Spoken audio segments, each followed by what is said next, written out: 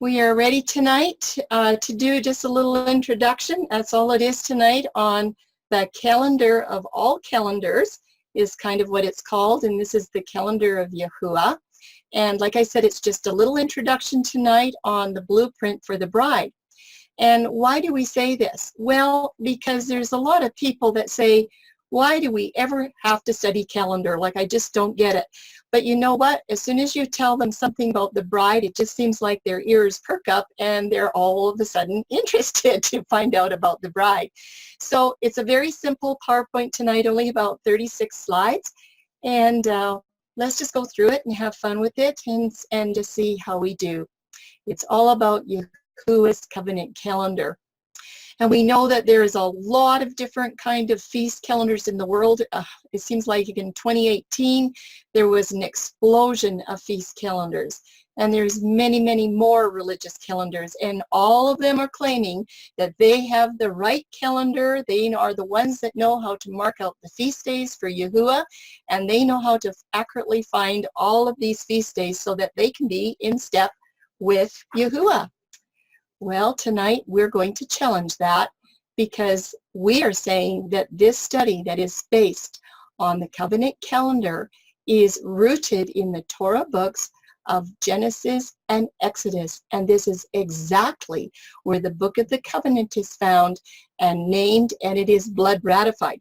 So what we're here to tell you tonight at this calendar is not just an ordinary calendar. I believe it is fully blood ratified, everlasting. It is the calendar that Yahusha had to follow in order to be marked as the true Messiah.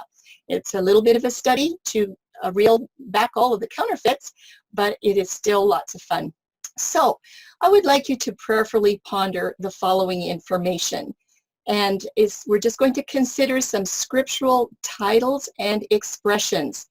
They're your expressions that you've heard before, and these are coming from King James Version language. Now, we like to use the sacred name, Yahuwah and Yahusha and Hamashiach, but this tonight, these next few slides are from the King James Version, and you'll see it's for a very specific reason. So I just want you to enjoy it right now, even though you probably really like sacred name. So here's the first slide with titles. Lord of Lords. Psalms 136:3. Oh, give thanks to the Lord of Lords, for his mercy endureth forever. And the question is, who is this Lord of Lords? Well, another title is King of Kings. In 1 Timothy 6:15, it says, which in his times he shall show, who is the blessed and only potentate, the King of kings and the Lord of lords. And the question is, who is the King of kings? Well, let's look at another title, Holy of Holies. I think you've probably heard this before. In 2 Chronicles 5:7, we read, and the priests brought in the ark of the covenant into the most holy place, even under the wings of the cherubims. And the question is, where is this most holy of holies? What would you say in calendar? Another title is Song of Songs.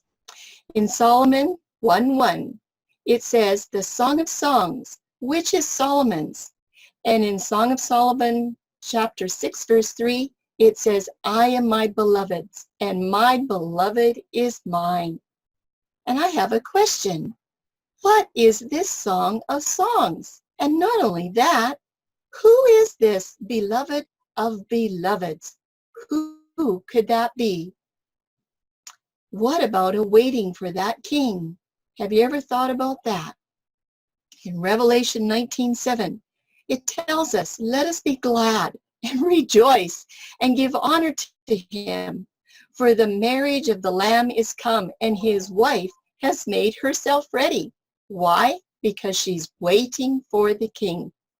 But the question is, who is this bride waiting for her beloved?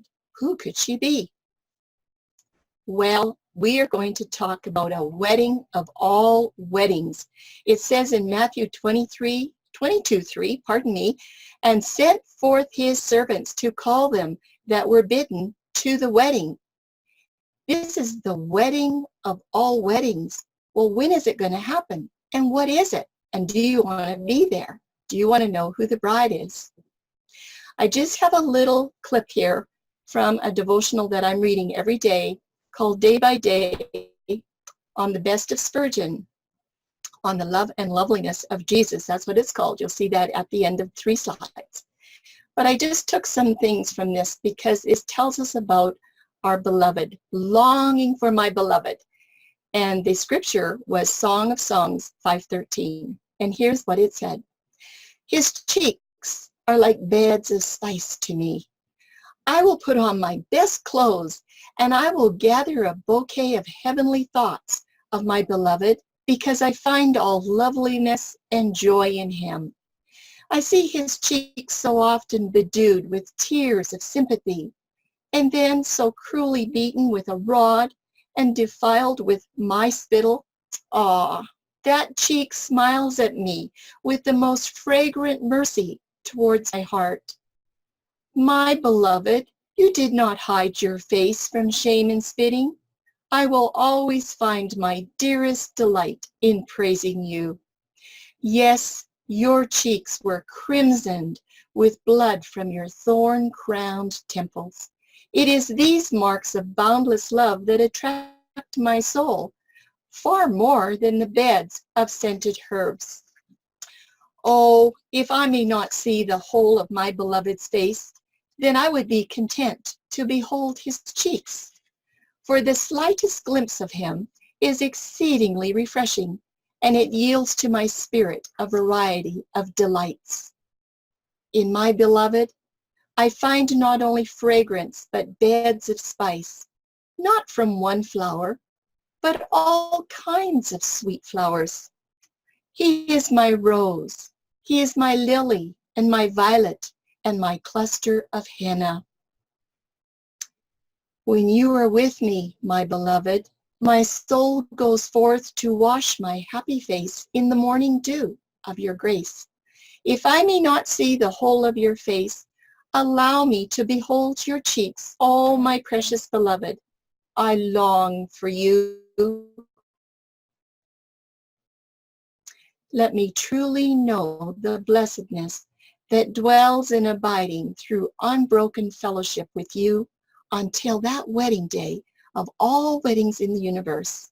And my beloved says, well done, daughter, come. And I respond, yes, I will come. This is just part of one of the readings from this beautiful book on who is the beloved. And when you start to read about who our Yahushua HaMashiach really is, that he is the bridegroom. The bride wants to be ready for him. So this is what the calendar is all about. Walking in his steps, following his instructions, because she wants to have that relationship restored with her beloved. But there's a wedding. And how does she save the date? Because this is a wedding of all weddings that the bride is looking forward to.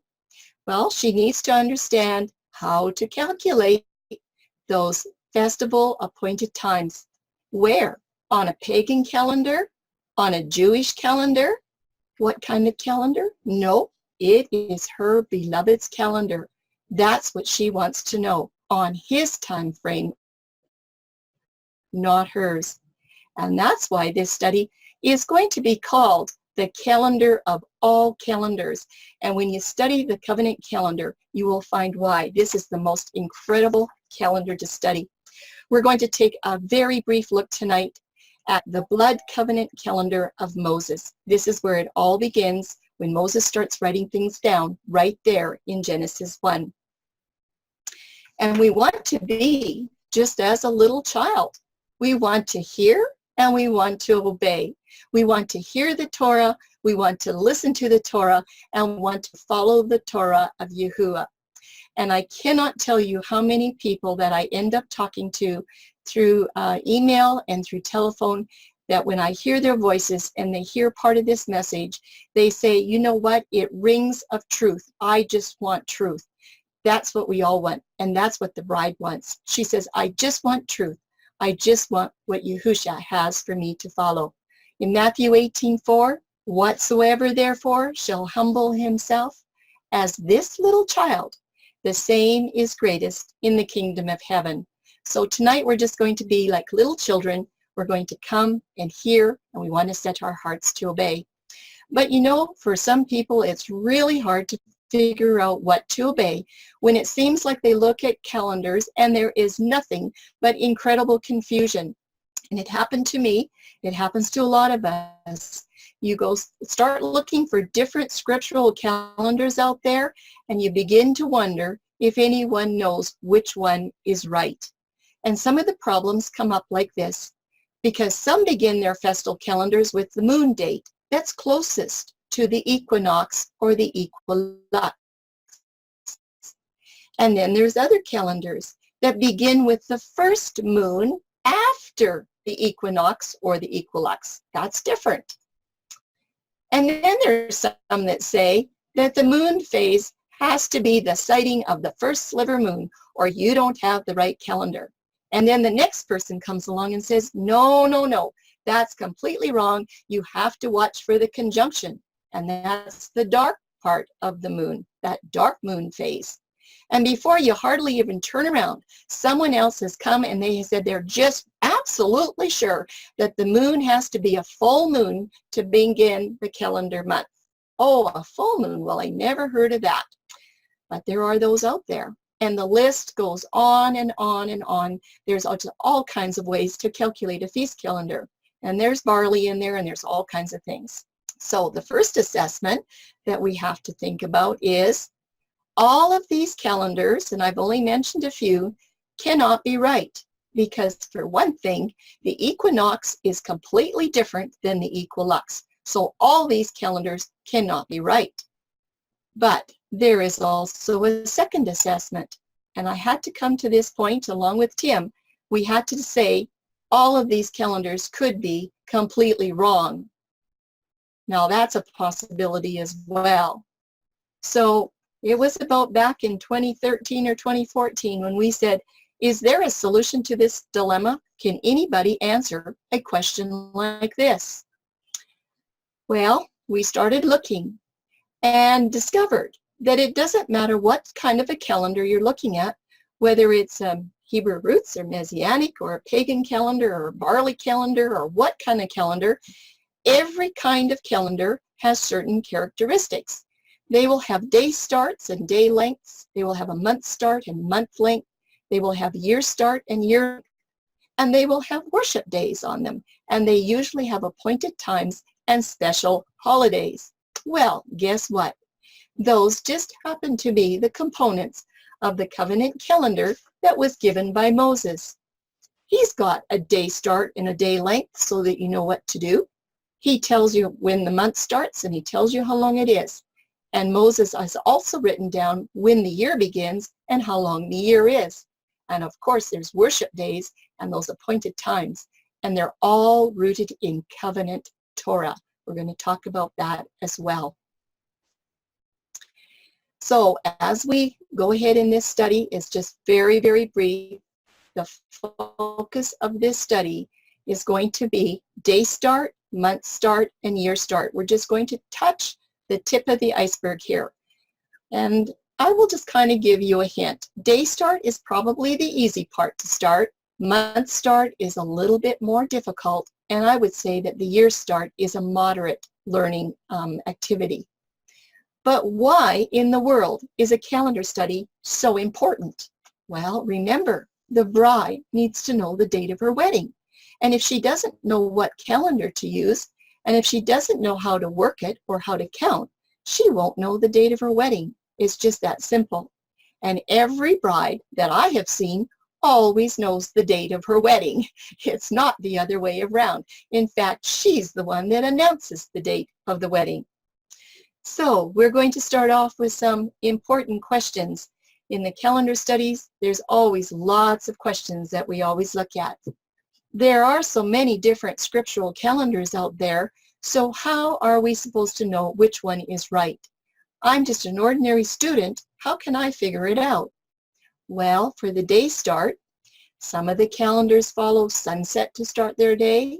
Rome follows midnight to start their day. Some even follow sunrise. Some follow dawn twilight, and a long time ago, some started their Sabbaths and their feasts with 6 o'clock in the evening. So how can we be sure what to follow? There's all kinds of choices out there. For the month start, there's a lot of variations using this moon. And how can one know which variation is right? And how can you be absolutely sure that you choose the right one no matter what? And then the year start. This one's really big. And between all of these different combinations, can the year really begin either before or after the equinox? Or what about that equilux? And surely every combination can't be right. And some of them are doing something else totally different than Sabbath start. There's also variations there as well. There are many variations now about when the Sabbath begins and when the Sabbath actually is during the week. Lots of them are saying lunar Sabbaths, or lots of them are counting their calendars from some date that they start their calendar, and they say that's a no day, and they count 7 days, and then this is Sabbath. Now, who's going to sort out that problem? So all of these calendar issues are affected in many different ways, and that also tampers with the proper commencement times for the appointed times of worship for Yahushua HaMashiach. And again, is there really a solution? And we're here to say tonight, yes, Moses has the answer in his Torah books, and all of the answers are firmly given in Yahuwah's covenant. You're not going to believe how easy this is. So, where is Yahuwah's Book of the Covenant? This is really strongly linked to the Book of the Covenant. And this is probably a very important slide. Yahuwah's Book of the Covenant, that is blood ratified, everlasting, is found between the pages of Genesis 1 and Exodus 24:11. In my Bible, that's only 75 pages, the first 75 pages of the Torah. His covenant calendar is grounded, well grounded in Genesis and Exodus, right up to verse 24:11. The day, or Yom, is given on the first day of creation, right there in Genesis chapter 1, verses 1 to 5. Tells you all about where the day start is and how long it is. The month, which is Kodesh, is found in Genesis chapters 7 and 8. That's part of Noah's flood. And the first 3 months, including those appointed times in the first 3 months of the calendar, are found in Exodus chapter 3 to 20. And the year beginning is in Exodus 12:2, where Yahuwah told Moses, this is the beginning of your year. All of these can be found. This is the foundation of the whole covenant calendar, right between Genesis 1 and Exodus 24:11. This is just a little short outline for understanding Yahuwah's covenant calendar. It's just a very brief outline. But for day start, you can find the first day of creation has easily got lots of information for day start and day length. And then Day of Atonement has some very interesting information about day start. That's one that's a little tricky for a lot of people, but it is very important. For the calendar month count, there's lots of evidence in Genesis 7 and 8 with Noah and his flood account. And then in Exodus 12, you find evidence for the first month of the year, which is at Passover, when you're coming out of Egypt there with Moses. Exodus 16 shows you about the second month, and it talks about the quail and the first man a week. And then when you're into Exodus 19, you've got your third month there, which is Pentecost at Mount Sinai. It's really an exciting journey. But what about the year start? Well, back in Exodus 12, when Moses was asked to celebrate the first Passover of coming out of Egypt, right there in Exodus 12, Yahuwah said, this is where your year starts. Year Shene with the Tekufa, or equinox, is translated in English. There's a lot of work on the moon and the calendar's relationship to the moon, and it's an Old Testament study, and there's 10 very, very detailed PowerPoints called The Moon, Oh the Moon, if you want to find out all about the moon and why it is not part of Yahuwah's calendar for telling us when the worship statutes start. The moon is really important. It is given for ordinances, but not for worship statutes. And we are so thankful that Moses has preserved the covenant calendar with his writings in the Torah. He has it all written down. So I just want to give you a little understanding for where you can find day start from the Torah books. Now, we have two columns here. One is about the day start witnesses that you will find in the Book of the Covenant, Torah covenant pages is what I call it, and this is between Genesis 1 to Exodus 24:11. After Exodus 24:11, on the right-hand side, we are going to look at some witnesses that come from the Torah, starting at Exodus 24:12 to the end of Deuteronomy. And these are the pages where you find the Book of the Law. Now, I just want to clarify that there is lots of covenant instructions in these pages as well, but this is where the Book of the Law begins to show up. So let's just take a little peek, just do a little trip around these books here and find out where our day start studies are in the Torah books. Well, the first one is in Genesis 1. It's on the first day of creation. The next one that we have found is in Genesis 15, and this is about Abraham's covenant with Yahuwah. Remember when he walked through the sacrifices? This was a very wonderful covenant. The next study is Genesis 19 about Lot and his daughters. Very interesting study about day start. Uses the word yesternight, which has a very interesting word. And then Genesis 31, Laban and Jacob. They are there with a testimony for the day start. You will also find 4 components in this study that show you what the Book of the Covenant is all about. Beautiful study. The next one is found in Exodus 10, and it's about the locust plague. The locusts tell us when the day begins. Then in Exodus 12 is Passover out of Egypt, and definitely this is an important chapter to show you when the day begins and when the day ends. In Exodus 14, we're at the Red Sea crossing. This is another exciting study that shows you when the day begins and the day ends. If you haven't seen it, it is goosebumpy. It's wonderful. And then Exodus 16, we don't want to miss out on the quail and the manna. Excellent study for showing when the day begins and when the day ends. That's already 8. Number 9, from Genesis 1 to Exodus 24:11, remember? Exodus 19 is a day start study on Pentecost at Mount Sinai. It is also including the month study. So we have 9 witnesses right there between Genesis 1 and Exodus 24:11. 9 witnesses in Book of the Covenant pages, Torah covenant pages for day start, and that's a lot. We will continue with our day start studies, looking at past Exodus 24:11. In Leviticus 7, there's a study about permission to eating. Eating what? When can we eat and when do we not eat? Interesting enough, it's a study on when the day begins. And Leviticus 23, of course, that's Day of Atonement, and we all need to know that. When does the day begin? That's a really important study. Numbers chapter 9 has a day start study about the Passover in the 2nd month. Well, I would say that's a lot of witnesses just from 5 Torah books.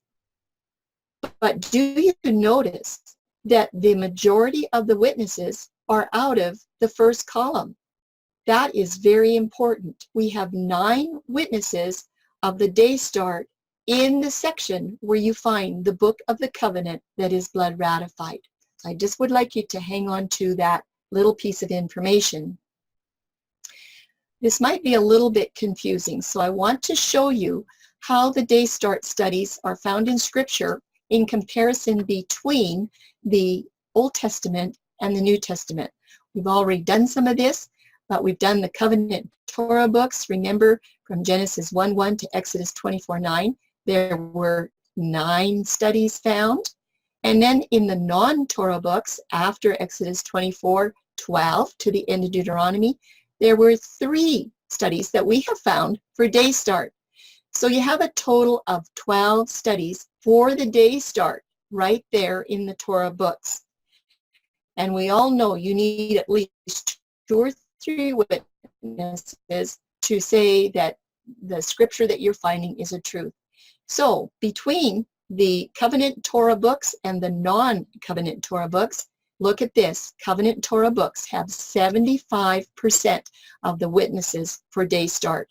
And the non-covenant Torah books are 25%. That makes 100% there in Torah. In the Old Testament, I have not given a detailed list tonight, but at this date, we have found about 16 studies that support the day beginning in the morning at the first twilight. So a total in the whole Old Testament, there are 28 day start studies.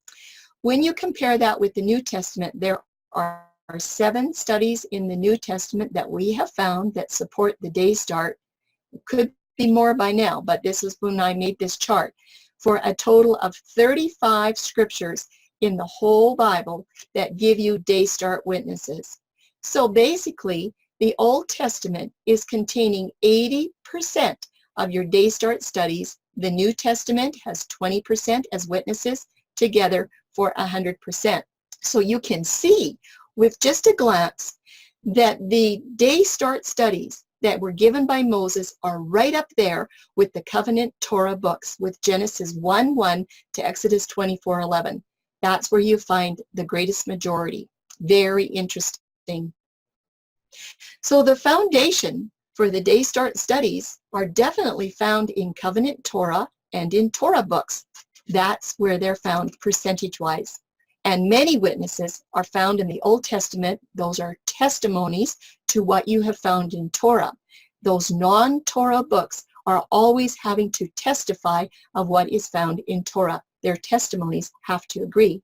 And of course, the New Testament witness has to support covenant Torah and the non-Torah books, and that's just the way it works.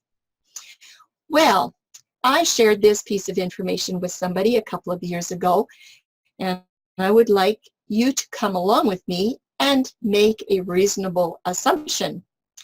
This little chart here is going to represent the Genesis 1 calendar in chapter 1, and I have some questions because I said to this gentleman, when does the first day of Yahuwah's calendar begin? Now this was a person that was watching, not watching, but keeping the moon month, and we all know that the moon didn't show up here until the 4th day. And so my question to him was this: is the first day of creation also the first day of the first week of creation? It's a question, and it's just a very simple question. Well, he didn't say too much, but then the second question is this: is the first day of creation also the first day of the first month of creation? Well, my friend didn't like that either. And then I said, I have one more question. And here it is. Is the first day of creation also the first day of the first year of creation? And at that point, my friend got very angry at me. And I'm sad to say that this is what he said to me: I have never heard such ridiculous questions in all my life. That is absolutely ridiculous. And he hung up the phone. And I was scratching my head to think, what was wrong with that? Is it not the very first day of creation that starts the first day of the week? Isn't it the first day of creation that starts the first day of the first month? And surely the first day of creation should start the first day of the first year. In fact, every calendar does that, whether it's Yahuwah's calendar, a pagan calendar, a Jewish calendar, a Hebrew, any calendar does that.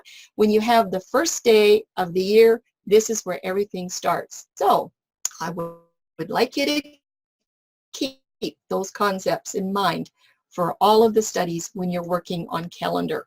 It's really important that we learn to use our logic and our common sense. So where is the best place to begin to understand the covenant calendar study? What would you say?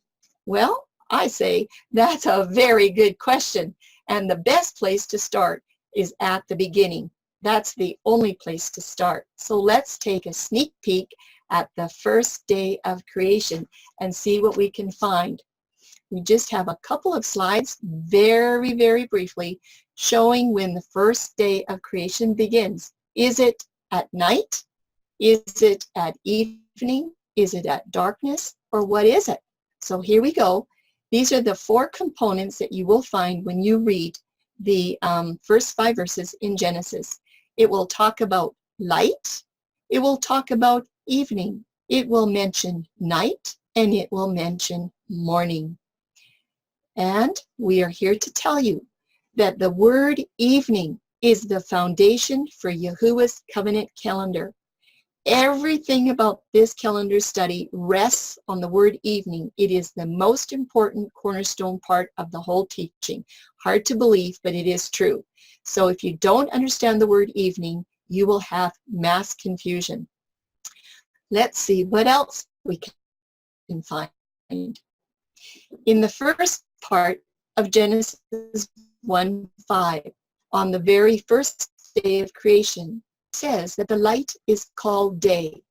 So right here in the very beginning of verse 5, we have a definition. This is a definition, and the light was called day. We are getting definitions, so important to understand. And then it says, and the darkness was called night. This night, though, we have to remember as we go through the studies, is not the same as the darkness up there in Genesis 1:2. That is a different darkness. This darkness is Lael. So in the very beginning part of verse 5, Yahuwah gives us definitions for day and night. He says day, the light is called day, and the darkness is called night, or Lael. And then in the last part of verse 5, that's where Yahuwah is addressing twilights. So now we know that we have a day season. We know that the light is called the day, and we have a night season, and the darkness is called the night.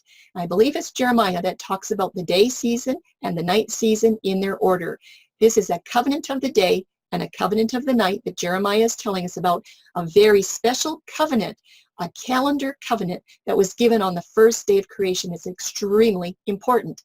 But now we're going to look at the twilights. The very first twilight that Genesis on the first day of creation mentions is the evening twilight. And guess what? It contains some light, because evening is a mixture of light and night. It's the light that belongs to the day season. So evening twilight belongs to the day season. If it has light, as long as it has light. And then it tells us about the morning twilight. And morning twilight is the same. It's a mixing of light and night. And this light of the morning also belongs to the day season. It's part of the day component. Yes, the twilights, they are mixtures of light and night, evening twilight and morning twilight. Morning and evening twilights are always defined as belonging to the day season. Why would that be? This is the reason why. Because light or twilight is never defined as belonging to the night season. There is no light from the sun in the night season. It's dark. We're talking about light from the sun, not light from the stars, but light from the sun. So the last part of Genesis 1:5 is not a definition for when the day begins, because remember what it says, and the evening and the morning were the first day. It sounds like that's when the day begins, but that is not the case, because Yahuwah is giving us definitions of what these terms mean and where they belong. This last part of Genesis 1:5 is a definition of where these twilights belong, whether they belong to the day or belong to the night. So if you were to rephrase the last part of Genesis 1:5, it could be said like this: and the evening and the morning are part of the first day. Why? Because they belong to the day season and not the night season. This is not a definition for when the day begins. Yes, and we do have some instruction from King David as well. He has told us in Psalms 90, verse 12, and I love this verse. So teach us to number our days, that we may apply our hearts unto wisdom. And you know what, everyone? If you know how to count out Yahuwah's days correctly, then you can count out the whole covenant calendar. In fact, a child can do it. It's so easy. Remember that little child? That's how easy it is. So for covenant calendar, we just learn to count the days. And these are some of the days that you want to know how to count. You have to know how to count 1 to 3.5 to find the midst of the week. And you have to know how to count 1 to 7 to find the weekly Sabbath. How about counting 1 to 30 to find the end of 1 month? And then you need to know how to count 1 to 50 to find first fruits and wave sheep to get to Pentecost. And certainly if you can do that, you can count 1 to 12 to number the months of the year. And all in all, we need to know how to count 1 to 360 for 1 full year of 12 months of Yahuwah's calendar. And then when you get to the 360, all you have to do right now is to wait until the equinox resets the year. That's how easy this is. This calendar has absolutely nothing to do with looking to the sun to start your day. You look to the light in the first thing in the morning. This calendar has nothing to do with looking to the moon to tell the month. When you get to the first day of your year, you just start counting 30, and then you start your second month counting 30, and you number your feasts and festivals according to the months and the days. It's really, really easy. And all of the studies can be found for all of the details on Calendar Club. So the covenant calendar in a nutshell is a blood-ratified calendar in the Melchizedek priesthood. Why are we saying that? Here is the reason why. Because Yahusha, our Melchizedek priest, when he gave his sacrifice, he had to die on his Passover, on his calendar. It could not be on a Passover on any counterfeit calendar. Because, friends, if he chose a Passover on another calendar, he would have disqualified himself as the Messiah, the true Messiah. He had to die on the Passover that he gave instructions for all the way back to Exodus 12. That's why this is so important, because your master, your beloved, your bridegroom, he died on his calendar, and he blood ratified it with his own blood. That's the important part. And don't forget, we're going to do a little review here. This calendar is completely found, the foundation building blocks of covenant calendar are completely found between the Genesis 1 to Exodus 24:11 covenant Torah pages. We've coined that term special for this study. Covenant Torah pages. There is not one counterfeit calendar that can meet these strict requirements and guidelines. Not one, because covenant calendar can detect a counterfeit with nothing, no problem at all. So here we go. The day, you find that right there in Genesis 1, 1-5, where it tells you that the day begins with light. It's not sunset and it's not sunrise, but it's the first light in the morning when the sun's rays hit the atmosphere, and you can see the first light, and you bet your boots the birds are going to be singing.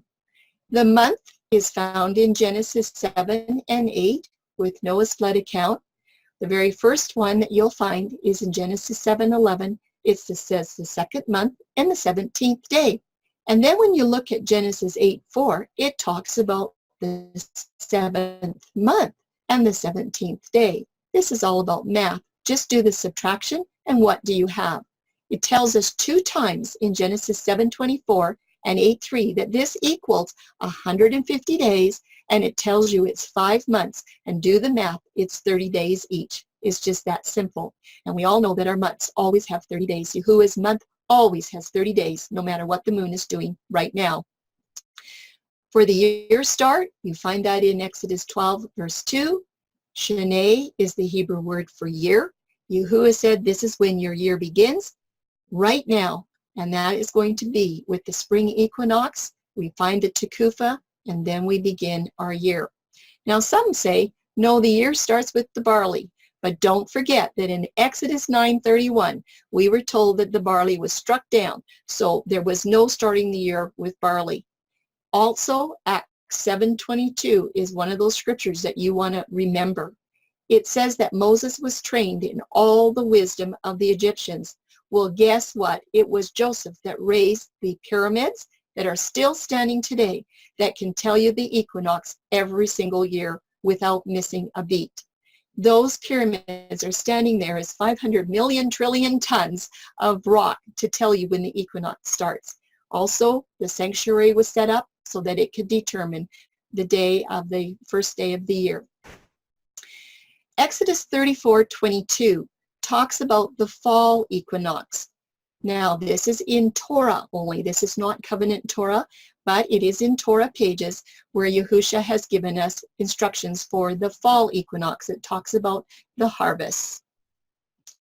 The calendar year has 360 days. We have 365 right now. It doesn't matter because Yahuwah's feasts and festivals are all contained, the annual ones, all contained within those 360 days. When we get to the end of the 360th day count, we just wait. We're waiting and watching for that shadow to tell us when the equinox occurs. One of these days, there will be no waiting. It will just happen. Yahuwah will bring us back to a 360-day calendar because he says you can know the end from the beginning.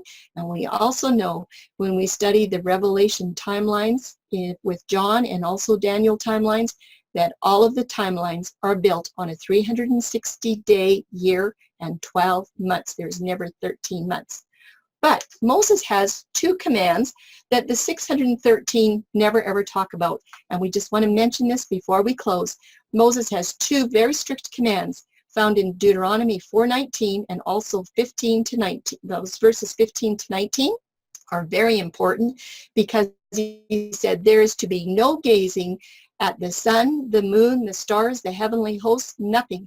You are not to cast your eyes upon any of the heavenly bodies in the skies. And he said, the reason why is because you will be attracted into setting your worship statutes according to what you see by the sun and the moon. He said, don't do it.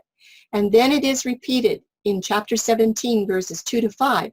The very same thing, except for with a little bit of extra instruction, and that is that if you get caught doing this, looking to the sun for your day start, looking to the moon for your month start, or whatever you might be doing, he says there is a death penalty, and it will be stoning. And if you see somebody doing it and you don't report it, you get stoned with them. So it was a pretty serious death decree. These commands of Moses were, interestingly enough, left out of the 613. So what I think is that no judgment could be brought against the Jewish culture because there's nothing in those 613 that says that they can't look to the sun or the moon for their day start and their month start. It's pretty serious. What does Solomon say in Proverbs 18:13? He says, he that answereth a matter before he hears it, it is folly and shame unto him. We need to have calendar answers from the scriptures and not just, well, he said or she said, or the Jews have to know because they've been keeping the calendar. No, you want to know if your calendar that you're keeping is the bride's calendar for the bridegroom. And in Proverbs 25:2, it is the glory of Yahuwah to conceal a thing, but it is the honor of kings to search out the matter. Calendar has been buried for a long, long time, but it's not anymore. Yahuwah has concealed it because he's saving it for his bride. He's saving it for his people that want to come into alignment with Yahushua HaMashiach. They want to be restored in relationship with him. They want to walk out his statutes every bit of the way, and they will search this out and they will find it. You know what? There's lots of questions on many individual topics within the calendar study. Most of the questions are about the counterfeits. That's where the work is, to tear away the counterfeits from this beautiful calendar that is so simple and easy to understand. There's lots of information at the Covenant Calendar website. Go and look at the videos, the YouTubes, the PowerPoints or the PDFs and print them off and study them. It's at the website, studythecalendar.com. There's all kinds of resources there. And we really do encourage people to ask questions. Those are so important. That's how you learn. You must ask your questions if there's something you don't understand. So we invite everybody to have a chance to look at these studies and assess them for themselves. Are they true or are they not true? You are the one that has to make the decision.